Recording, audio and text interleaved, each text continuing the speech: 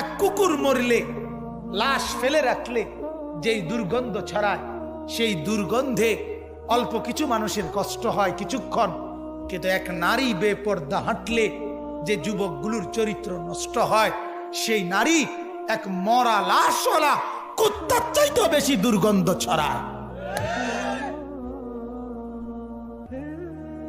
কুকুরের দুর্গন্ধ এত বেশি ছড়ায় না, বেপর্দা নারীর দুর্গন্ধ যে পরিমাণ ছড়ায়।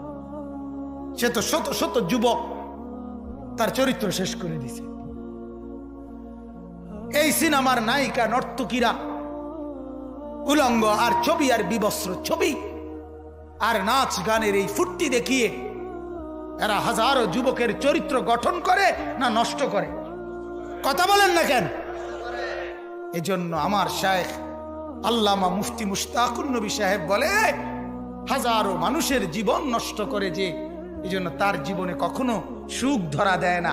এজন্য এই পৃথিবীর জরিফ এটা, আপনি জরিফ চালায়া দেখেন, যত সিনেমার নায়ক নায়িকা, এদের জীবনের মতো দুঃখী জীবন, ব্যক্তি জীবনের মতো কষ্টের জীবন আর কারো নাই।